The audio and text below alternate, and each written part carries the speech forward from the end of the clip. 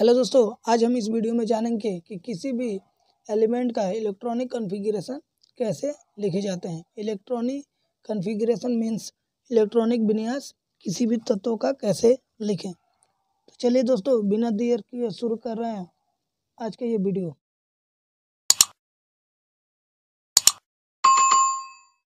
दोस्तों, अगर आप हमारे चैनल पर नए हैं तो हमारे चैनल को सब्सक्राइब कीजिए और हमारे वीडियो को लाइक कीजिए। दोस्तों, आप लोग देख रहे हैं अपना यूट्यूब चैनल एपी एजुकेशन 2.0। तो चलिए दोस्तों शुरू करें। सबसे पहले हम अब्बाहू प्रिंसिपल देखेंगे। तो दोस्तों, सबसे पहले हम लिखेंगे, क्या लिखेंगे, यहाँ से शुरू करें 1s, उसके बाद ऊपर बढ़ेंगे तो क्या होगा 2s, फिर इधर जाएंगे तो 2p,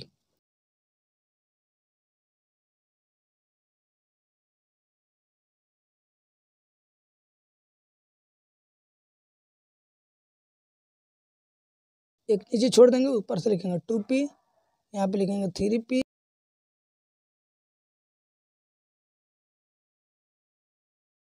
और फिर यहाँ के 2 को छोड़ देंगे और यहाँ से लिखेंगे 3d,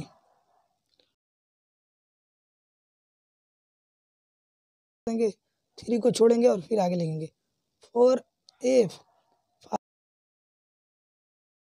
दोस्तों, अब क्या करेंगे, अब हम इसको काटेंगे। क्या करेंगे दोस्तों, इसको काटेंगे। तो काटेंगे कैसे, तो आप इसको ऐसे काटिए, ये कट गया, कट गया, फिर अब यहाँ से तीर चलाएंगे तो ये कट जाएगा, कट गया दोस्तों। फिर अब क्या,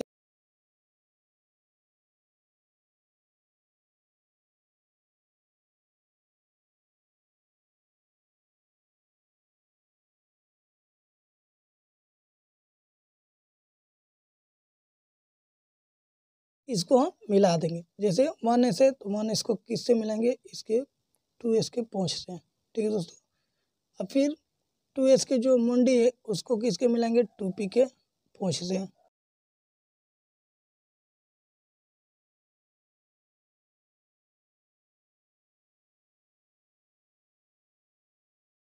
ठीक है दोस्तों, उम्मीद है अभी तक आपको समझ में आ गया होगा।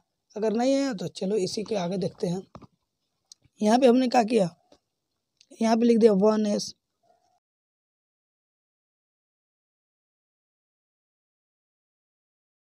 फिर यहाँ पे एक छोड़ दिया और आगे लिखा, आगे क्या लिखा 2p 3p, फिर यहाँ पे एक छोड़ा और हमने लिखा क्या 3d 4d, यहाँ पे एक छोड़ा तो यहाँ पे हो गया 4f 5f 6f और आगे छोड़िए। चलिए अब हम इसको कैसे मिलाएंगे। इसको अगर तीर पोंछ आपको मिलाने नहीं आ रहा है तो सबसे पहले आप मान लीजिए कि ये आपका पहला सीढ़ी है और आप पहला सीढ़ी से दूसरे सीढ़ी पे जा रहे हैं। तो मान लीजिए आप पहला सीढ़ी चढ़ा, पहला सीढ़ी चढ़ने के बाद आपने फिर दूसरी तरफ मुड़ गया, दूसरी तरफ मुड़ने के बाद फिर आप चौथा सीढ़ी चढ़ा, चौथा सीढ़ी के बाद फिर इधर आप घूम गए, फिर इधर घूमने के बाद आप इधर चले गए, फिर यहाँ से आप नीचे आ जाइए, नीचे आने के बाद फिर ऊपर चढ़िए, फिर ऊपर जाने के बाद और ऊपर जाइए, और ऊपर से फिर नीचे आइए, नीचे आने के बाद फिर क्या कीजिए, ऊपर जाइए, ऊपर आने के बाद क्या कीजिए और ऊपर जाइए, और 6s के बाद एक की बार कहाँ आइए 4f के पास, कहाँ पे आइए 4f के बाद, फिर वो 4f से ऊपर चढ़िए तो 5d, 5d से ऊपर जाइएगा तो 6p, 6p से ऊपर जाइएगा तो 7s।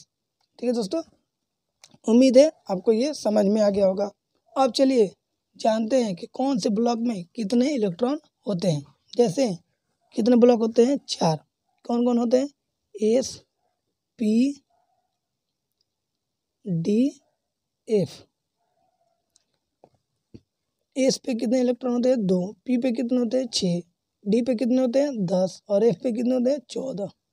ये आपको हरदम याद रखना पड़ेगा। ठीक है दोस्तों, अब चलिए मान लीजिए आपसे पूछ दे कि एल्युमिनियम का इलेक्ट्रॉनिक कॉन्फ़िगरेशन लिखिए। एल्युमिनियम का परमाणु संख्या क्या होती है, 13। तो कैसे लिखेंगे, तो सबसे पहले आप पहला सीढ़ी लेंगे तो पहले के आ गया 1s, फिर दूसरा चढ़ेंगे तो 2s, 2s के बाद जाइएगा तो 2p, 2p के बाद फिर ऊपर चढ़िए तो 3s, 3s के बाद ऊपर जाइए बगल में जाइए तो क्या आएगा 3p, 3p के ऊपर जाइएगा तो 4s। अब दोस्तों अब हम इसमें इलेक्ट्रॉनों को भरते हैं। जैसे एस में कितने इलेक्ट्रॉन होते हैं 2, तो यहाँ पे 2 हमने भर दिया। फिर एस आ गया तो एस में कितने होंगे 2, पी में कितने होंगे 6 और एस में कितने होंगे 2, फिर पी में कितने होंगे 6। लेकिन हमको कितने इलेक्ट्रॉन चाहिए तो चलिए पहले देखते हैं। 2 4 6 10 हो गया, 10 2 12। हमको कितने चाहिए, एक और चाहिए, तो यहाँ पे लिख दिए 1। ये हो गया आपका 13 का इलेक्ट्रॉनिक कन्फिग्रेशन। ठीक है दोस्तों, अगर समझ में नहीं आया तो चलिए एक और देखते हैं। जैसे मान लीजिए आपको पूछा जाए SI यानी सिलिकॉन 14 का, ठीक है दोस्तों 14 का आपका बोले कि इलेक्ट्रॉनिक कॉन्फ़िगरेशन लिखिए, तो इसके लिए क्या कीजिएगा, सबसे पहले पहला श्रेणी लिखिएगा 1s, उसके बाद आगे बढ़िएगा तो 2s, 2s के बाद आप फिर जाइएगा तो 2p, 2p के बाद फिर ऊपर जाइएगा तो 3s, 3s के बगल में जाइएगा तो 3p। ये जैसा जैसा एरो घुमा है आपको वैसे वैसे लिखना है। ठीक है दोस्तों, 3p के बाद ऊपर जाइएगा तो 4s, 4s के नीचे आएगा तो 3d। ठीक है दोस्तों, ऐसे करके आप बहुत सारा लिख सकते हैं। लेकिन अब हमको क्या करना है, इलेक्ट्रॉनों को भरना है। ठीक है, तो पहला में कितने इलेक्ट्रॉन होते हैं 2, दूसरे में कितने होते हैं 2, और p में कितने होते हैं 6, फिर s में कितने होते हैं 2। अब गिनेंगे 2 4 6 10 10 2 12, और हमको कितने इलेक्ट्रॉन चाहिए 2, तो p में कितने भर देंगे 2। ये आपका हो गया यहाँ से लेकर यहाँ तक, ये आपका हो गया किसका, सिलिकॉन का इलेक्ट्रॉनिक कॉन्फ़िगरेशन। ठीक है दोस्तों, उम्मीद है आपको अब समझ में आ गया होगा। ठीक है दोस्तों, आप इस फिगर को याद रखिए और साथ में कौन से ब्लॉक में कितने इलेक्ट्रॉन होते हैं इसकी जानकारी रखिए। ठीक है दोस्तों, चलिए मान लीजिए आपको कोई बोले पोटेशियम का लिखिए, पोटेशियम का लिखना है तो क्या कीजिएगा, तो सबसे पहले आप वही थ्योरी अपनाइए। पहले लिखिए 1s 2s 2p, उसके बाद 3s 3p 3s 3p, उसके बाद 4s 3d। अब हम क्या करेंगे, इलेक्ट्रॉनों को भरेंगे। तो s में आता है 2, 2s में फिर 2, p में कितने आएंगे 6, d में सॉरी s है, अब s में कितने आएंगे 2, p में फिर कितने आएंगे 6। अब गिनेंगे 2 4 और 6, 10 हो गया, 10 2 12 12 6 18, और हमको कितना चाहिए 1, तो यहाँ पे 1 लिख देंगे। ये टोटल आपको यहाँ से यहाँ तक की हो गई पोटेशियम की इलेक्ट्रॉनिक विन्यास। ठीक है दोस्तों, उम्मीद है आपको अब पूरा क्लियर हो चुका होगा। ठीक है दोस्तों, इस प्रकार आप किसी भी तत्व का इलेक्ट्रॉनिक विन्यास लिख सकते हैं।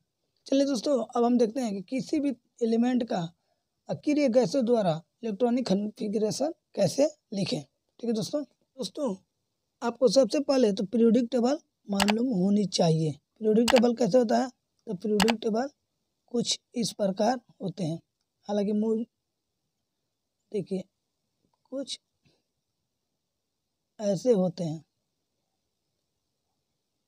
ऐसे होते हैं। ठीक है दोस्तों, यहाँ पे होता है एस, यहाँ पे होता है डी, यहाँ पे होता है पी, नहीं यहाँ पे होता है पी, और यहाँ पे होता है एफ, होता है ना। तो दोस्तों ये एक प्रकार का ट्रिक है।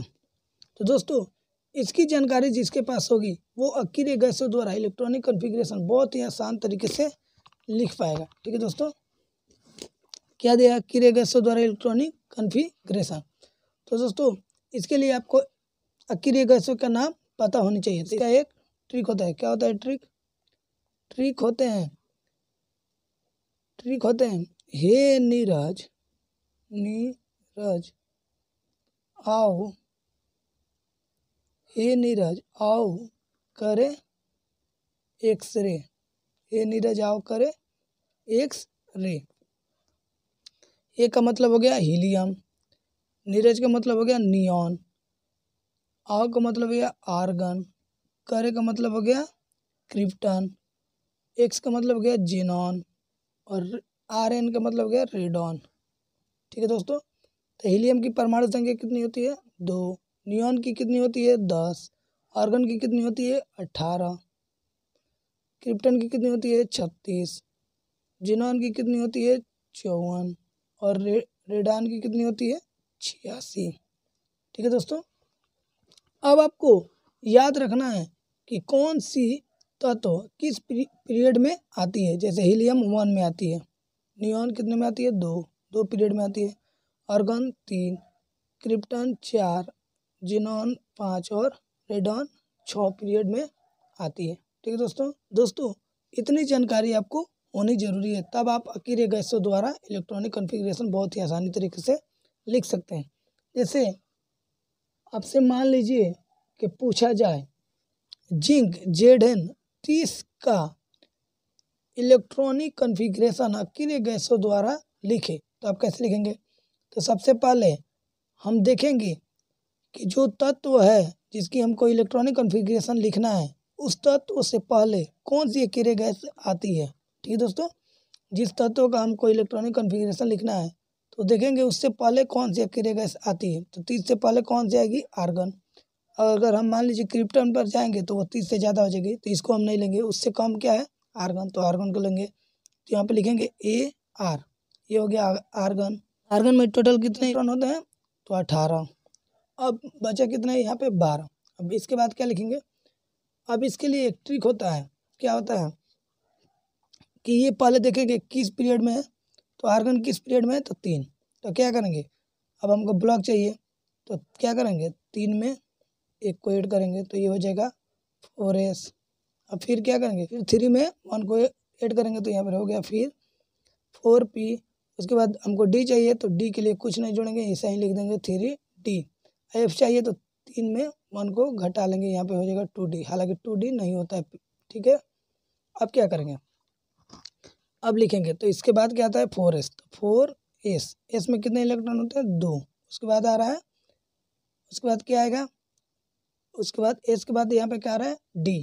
ठीक है दोस्तों, क्या आ रहा है, d, तो यहाँ पे लिखेंगे 3d, और d में कितने, 10। ये हो गया आपका जिंक का इलेक्ट्रॉनिक कॉन्फ़िगरेशन किसके द्वारा, किरे गैसों द्वारा। ठीक है दोस्तों, ये हो गया आपका आंसर। अगर समझ में नहीं आया तो एक बार और देखिए।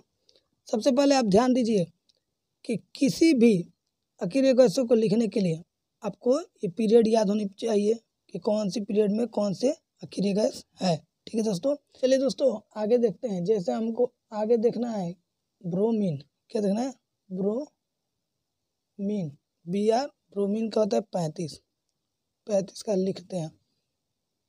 तो मान लीजिए ये जो ब्रोमीन है, इससे नीचे कौन सी अकेले गैस है, ये आर्गन है, आर्गन है ना, तो आर्गन को लिखेंगे, क्या करेंगे, AR, आर्गन को लिख देंगे। और इसमें कितने हैं इलेक्ट्रॉन, 18 इलेक्ट्रॉन को भर दिए। और फिर आगे हमको चाहिए तो आर्गन कितने पीरियड में आता है, 3, तो यानी यहाँ पे हो गया 4s। 4s के बाद फिर कहाँ जाएंगे, 3d के बाद आगे बढ़ेंगे तो हमारा आएगा 4p।